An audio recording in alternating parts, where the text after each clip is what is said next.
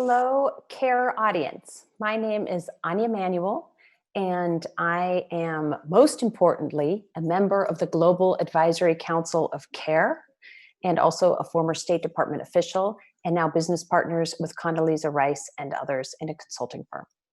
We are honored to have with us today Congresswoman Susan Brooks from Indiana, Hello. Congresswoman Grace Meng from New York, and these two women are global champions in the fight for women and girls.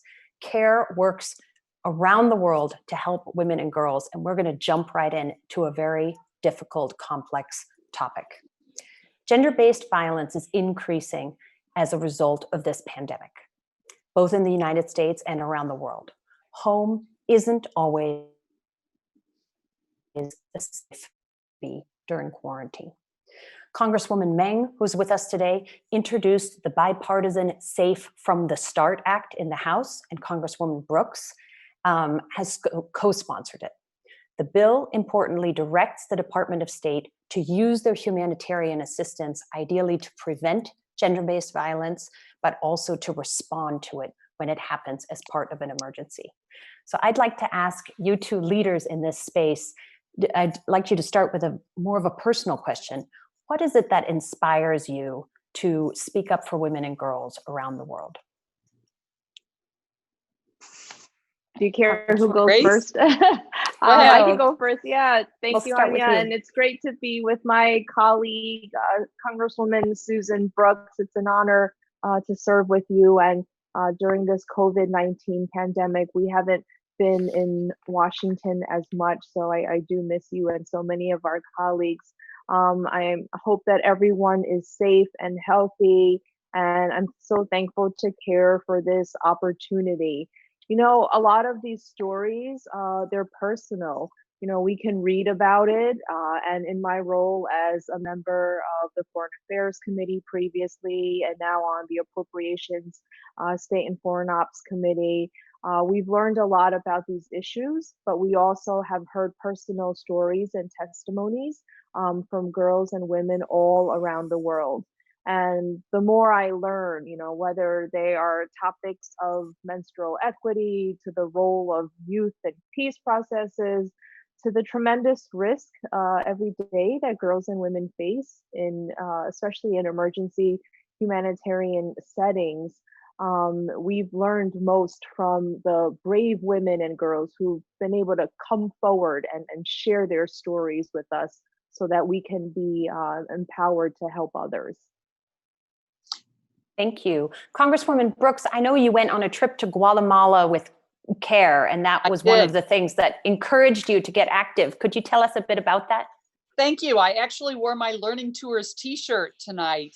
And I have to tell you, I was so pleased because one of the women that was shown on your screens was Sandra. There she is. Sandra Kichin from Guatemala, who I had the beautiful, wonderful opportunity to meet and to become friends with. She inspired me. This is a young woman who could not, who inherited a small piece of land, but yet did not have any funding in her community in order to move forward to buy. She wanted to become a farmer. Her young husband said women aren't farmers, but she really wanted to become a farmer. And it was because of CARE and a program that they gave her the tools and the training and some financial resources and backing. And now Sandra is the leader of the largest women's cooperative in Guatemala. She employs about 500 women farmers work together. If you buy vegetables from Trader Joe's, you're buying some of her vegetables. About 1,500 farm workers. And then we went and saw an incredible processing facility that was immaculate, that was wonderful, and saw about 900, learned that about 900 more women were working. That is empowerment. That is leadership. That's a tool that CARE provided.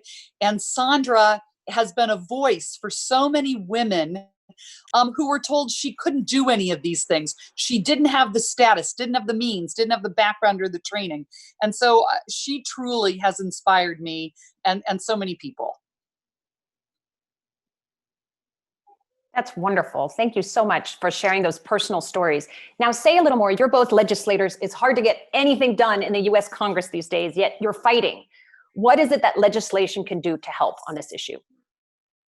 I'll let Grace start, since she's the one who really brought. Grace is my neighbor. We don't get to see each other much in the Rayburn halls anymore, but Grace is the one that really came up with this bill, say from the start. So I'm going to let Grace explain it. You'll completely, I hope, understand why I'm supporting it. Yeah, thanks for the question. I mean, this issue, like with so many others on Capitol Hill, has been bipartisan from the very beginning. We are a bipartisan group of House members and senators who truly care and want to prioritize this issue of physical safety for girls and for women. And this bill really simply just codifies the important work that the humanitarian community and our leaders, like those in care, are already doing every single day, without providing and guaranteeing physical safety for girls, for women. We can't even begin yet to talk about increasing access to education, funding, like Congresswoman Brooks mentioned, for those who want to start and expand their own businesses. And we can't even get to, increasing access to civic and political participation to improve their communities. So we think bills like this are just really common sense. We want to make sure we're doing what we can to protect the safety. Anja, we want to make sure that, especially during times of crisis like COVID, that USAID and the State Department, with the funding that we provide other countries, that those other countries have strategies around gender-based violence, that they prioritize gender-based violence, particularly during these times of crisis.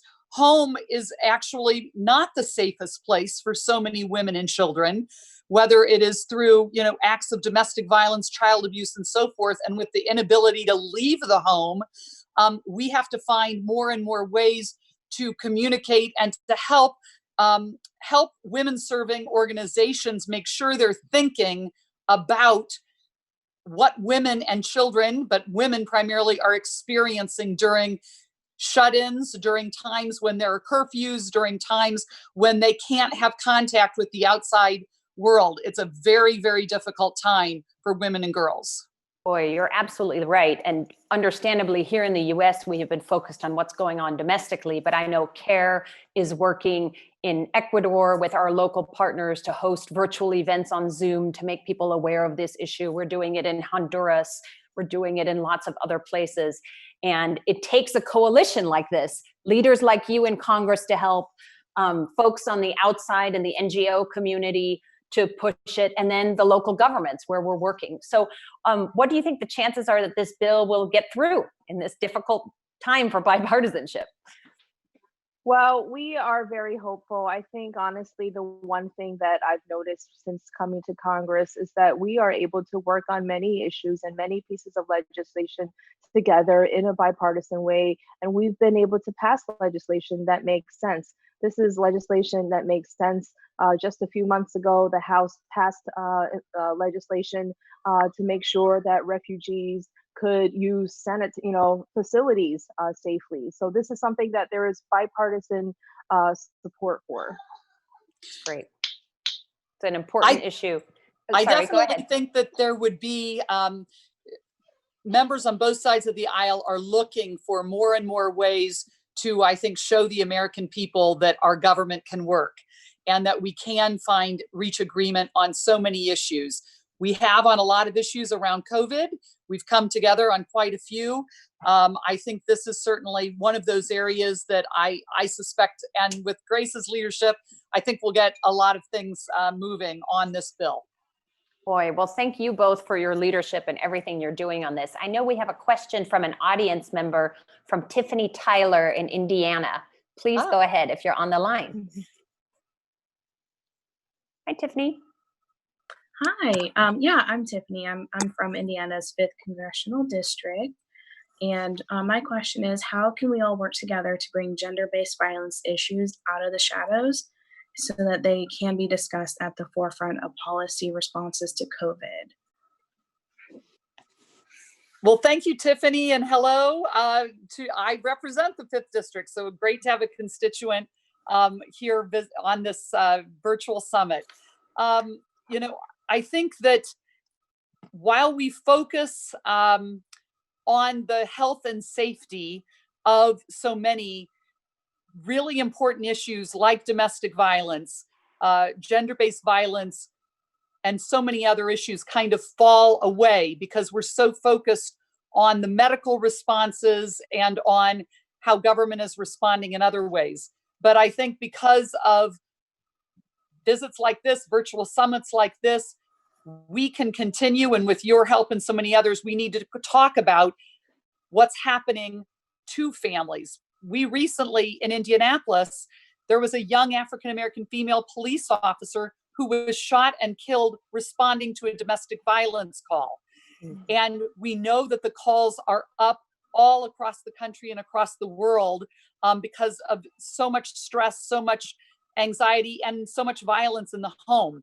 And so sadly, Officer Brianne Leaf was tragically murdered by the perpetrator, but we have to realize that these are opportunities to talk about domestic violence as well. Congresswoman Meng, do you have anything to add? Well, I think that how I've become more informed about these important issues, whether domestically or around the world, how I've gotten to work more closely on these issues with amazing partners like CARE, are because of the brave girls and women who are willing to come forth and share their stories. They're willing to be partners with us. They're willing to tell us what's needed on the ground, whether it's with government or legislatively and policy-wise. These personal stories and these folks, they are our true champions and the leaders that are making a difference.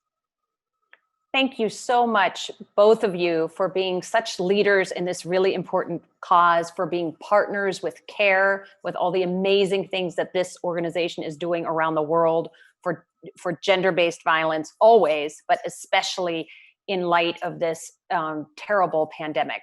And let me just reiterate what Michelle said in the beginning. There's a petition right now. Please sign the CARE petition, and let's make sure that women and girls' safety are front and center as we fight COVID-19.